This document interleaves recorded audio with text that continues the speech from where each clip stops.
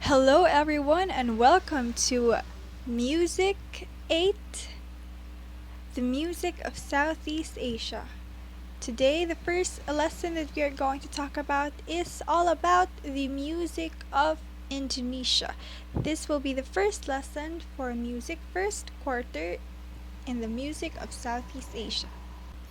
But before we start our lesson, let us first identify your lesson objectives. First, you're going to identify the music of Indonesia, specifically the Gamelan Ensemble.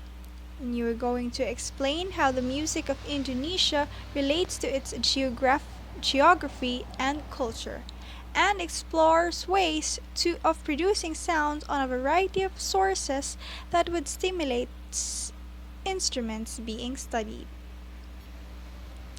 Now let us read your content for this lesson. First, we're going to introduce to you the beautiful country of Indonesia, and then you're going to watch video all about the music of Indonesia and the lesson proper, the discussion about the music of Indonesia, and the exercise task to do after the session. Now first, let me introduce to you the country of Indonesia.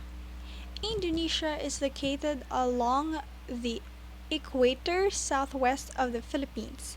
Like the Philippines, Indonesia is an archipelago with thousands of islands serving as home to different indigenous communities.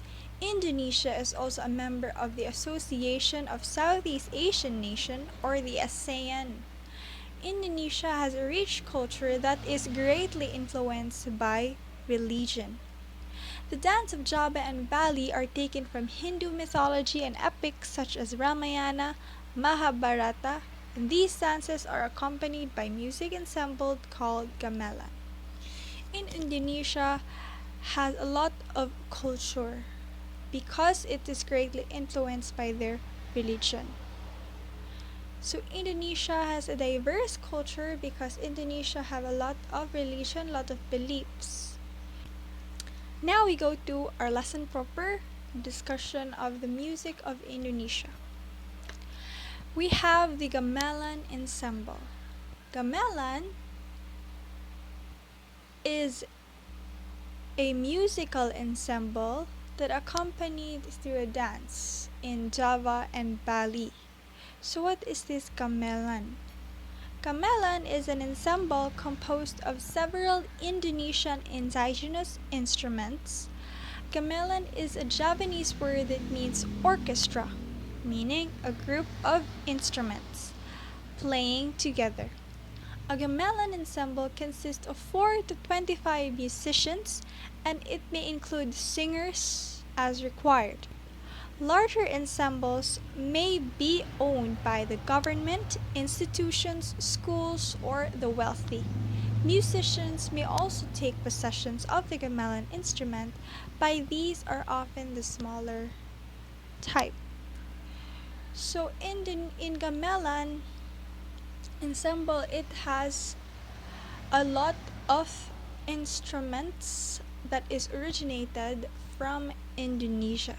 So the musicians may or may not have their own gamelan instrument, because mostly the larger instruments may be owned by the government, institutions, or schools, or the wealthy. And some people in Indonesia may have an instrument, but the smaller type ones. The gamelan ensemble has several types depending on its function, musical styles, and number of instruments in a group. If a gamelan music is used beyond the context of theater and dance, it can be played on occasions such as wedding, birthday, circumcision, or any other secular occasions. Gamelan music is popular with Indonesia. It is so popular that it may be heard on the radio.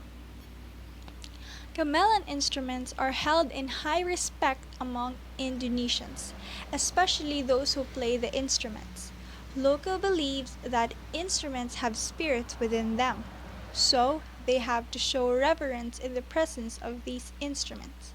One is not allowed to step over or cross over an instrument, as it may offend the spirit if one does so irreverently. So the Indonesians believe that gamelan instruments has spirits in them. So they pay high respect on it. They are not allowed to step over it, and they should take care of it because they believe that are spirit um, in them. Now we go to the Balinese Gamelan Instrument, specifically from Bali, Indonesia.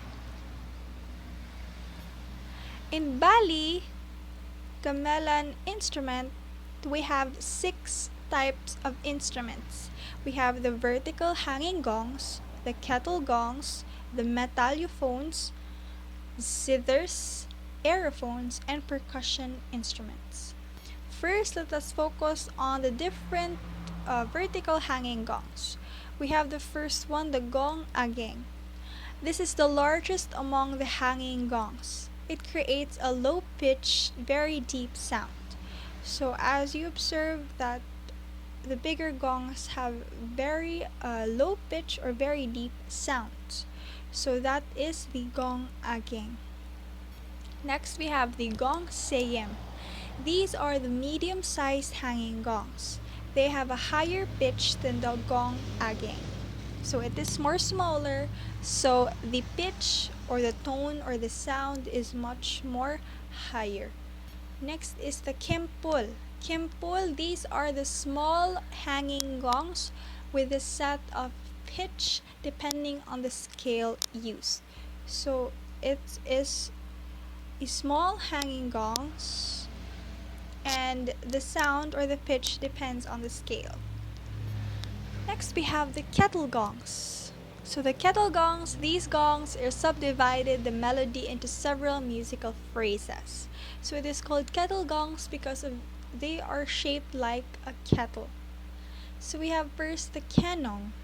Kenong, this is a small, deep-toned gong used as a punctuating instrument. These gongs are placed on racks suspended by a cord. Next we have the ketok. Ketok, this is a single kettle gong played in different ways depending on the speed of the music. Next we have the kempiang. Kempiang, this is a set of 2 kettle gongs set to a higher pitch than that of the ketok. So it is more higher, or the pitch is more higher than the ketok. Next we have the bonang barong. Bonang barong composed of about a dozen kettle gongs. It is one of the primary instruments of the gamelan, as it plays the melody an octave lower than its counterpart. So it is one of the major gamelan instruments. Next we have the bonang panerus. Bonang panerus, it is the higher octave set of bonang barong. It plays a fast melodic pattern based on the melody that the bonang barong plays. We're done. So that is all the kettle gongs in a gamelan instrument. Next we have the metallophones. So first we have the sarong demong. Sarong demong is the biggest and the lowest sounding member of the sarong family of instruments. It has 6 or 7 thick metallic keys resting over a resonator, as you can observe there in the picture. Next we have the gender silendem. It is encased in a wooden frame, and it has 6 or 7 wide and thin metal keys suspending by a string over tuned bamboo or metal tubes, which are function as resonator. Next we have the gender barong. Gender barong has 12 to 14 narrow and thin metal keys. It plays a pitch which is an octave higher than the gender silendem. So it is, or the pitch or the sound of this instrument is higher than the last instrument that we just talked about, which is the gender slendem. Next, last for the metallophones is the gambang kayo. So this is a xylophone with 17 to 23 keys resting on a wooden resonator. So as you can see there in the picture. We are done with the metallophones. Now let us go to the zithers. Zithers, these are the class of stringed instruments of the Gamelan Ensemble. First, we have the silempong. It is angled toward the player, which has 4 legs with 20 to 26 metal strings. Next, we have the zither. It is a small zither, also angled by resting on the floor. It has 10 to 26 metal strings. Next, we have the rebab. Rebab, it is classified as spike fiddle with 2 strings played vertically. Now we proceed to aerophones. In Gamelan Instrument, there is only one aerophone, which is the suling. Suling, it is an end-blown bamboo flute. It is similar to the suling of Maguindanao. It is played freely, but is often played at the end of each melodic phrases. And lastly, we have the percussion instruments. These instruments are usually set the timing or pace of the melody.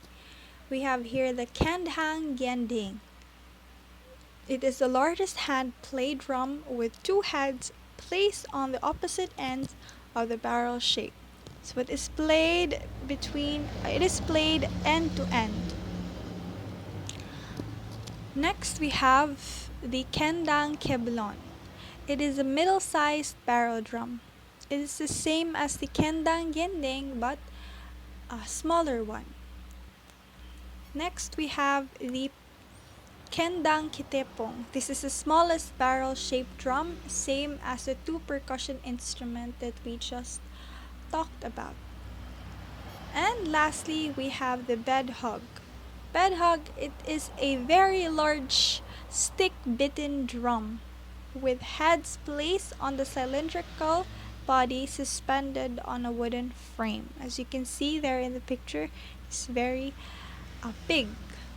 No? So it is played using stick. So that is the different instruments in the Gamelan Ensemble. Now we talked about the Gamelan Styles. So we have the 2 most popular gamelan musical styles in Indonesia. We have the Javanese gamelan and the Balinese gamelan. The Javanese gamelan, it is said to be more refined, more mellow, soft, and connected. Because of this, the Javanese is more traditional and is the style often played in palaces and temple. So because of its style, which is refined, soft, and mellow, it is played in palaces and temples. While the Balinese gamelan, it is very rhythmic and vigorous in style. The gongs used in the style sounds brightly and very percussive. It is more a contemporary feel. So it is more often played during different kinds of occasion because of its rhythmic and vigorous kinds of musical style.